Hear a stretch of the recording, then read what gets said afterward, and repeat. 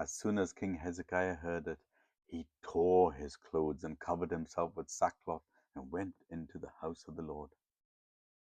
And he said to Eliakim, who was over the household, and Shebna the secretary, and the senior priest covered with sackcloth, the prophet Isaiah the son of Amos.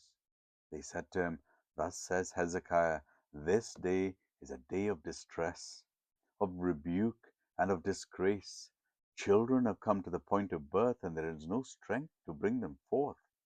It may be that the Lord your God will hear the words of Rabshakeh, whom his master the king of Assyria has sent to mock the living God, and will rebuke the words that the Lord our God has heard. Therefore, lift up your prayer for the remnant that is left. When the servants of Hezekiah came to Isaiah, Isaiah said to them, Say to your master, Thus says the Lord, do not be afraid because of the words that you have heard, with which the young men of the king of Assyria have revived me. Behold, I will put a spirit in him, so that he will hear a rumor and return to his own land, and I will make him fall by the sword in his own land. The Rabshakeh returned and found the king of Assyria fighting against Libnah, for he had heard that the king had left Lachish. And now the king heard concerning Tirhakah, king of Cush, he has sent out to fight against you. And when he heard it, he sent messengers to Hezekiah, saying, Thus shall you speak of Hezekiah, king of Judah. Do not let your God in whom you trust deceive you by promising that Jerusalem will not be given into the hands of the king of Assyria. Behold, you have heard that the kings of Assyria have done to all lands, devoting them to destruction, and shall be delivered. Have the gods of the nations delivered them, the nations that my fathers destroyed? Gozan, Haran, Zeb, and the people of Eden who were in Telashah? Where's the king of Hamath, the king of Arpad, the king of the city of Sepharvaim, and the king of Hena, or the king of Irva? Hezekiah received the letter from the hand of the messenger, and he read it. And Hezekiah went up to the house of the Lord and spread it before the Lord. And Hezekiah prayed to the Lord, O Lord of hosts, God of Israel, enthroned above the cherubim, you are the God, you alone. Of all the kingdoms of the earth, you have made the heavens and the earth. Incline your ear, O Lord, and hear. Open your eyes, O Lord, and see, and hear all the words of Sennacherib, which he has sent to mock the living God. Truly, O Lord, the king of Assyria has laid waste all the nations of their land, and have cast their gods into the fire, for they were no gods, but the work of men's hands, and wood and stone. Therefore they were destroyed.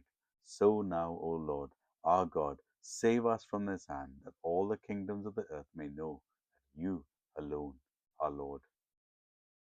Then Isaiah the son of Amos sent to Hezekiah, saying, Thus says the Lord, the God of Israel, because you have prayed to me concerning Sennacherib, king of Assyria, this is the word of the Lord that God, Lord has spoken concerning him.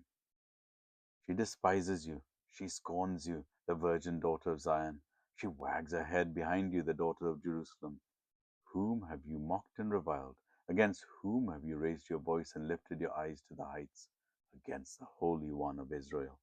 By your servants you have mocked the Lord, and you have said, With my many chariots I have gone to the heights of the mountains, to the far recesses of Lebanon, to cut down its tallest cedars, its choicest cypresses, to come to its remote heights and its most fruitful forests.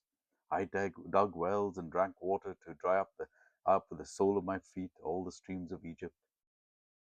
Have you not heard that I determined it long ago? I planned from days of old, now what I bring to pass, that you should make fortified cities crash into heaps of ruins, while their inhabitants, shorn of strength, are dismayed and confounded, and have become like plants of the field, like tender grass, like grass on the housetop, blighted before it is grown. I know you're sitting down, and I am going out and coming in, and you're raging against me. Because you have raged against me and your complacency has come to my ears, I will put my hook in your nose and my bit in your mouth. I will turn you back on the way on which you came.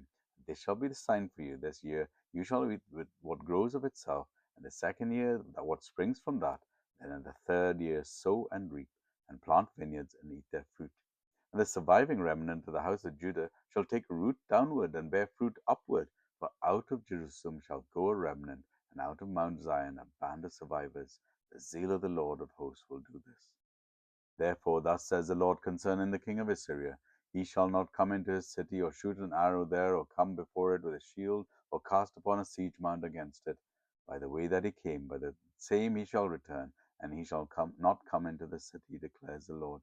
For I will defend the city to save it, for my own sake and for the sake of my servant David. And the angel of the Lord went out and struck down 185,000 in the camp of the Assyrians. And when people rose early in the morning, behold, they were all dead bodies.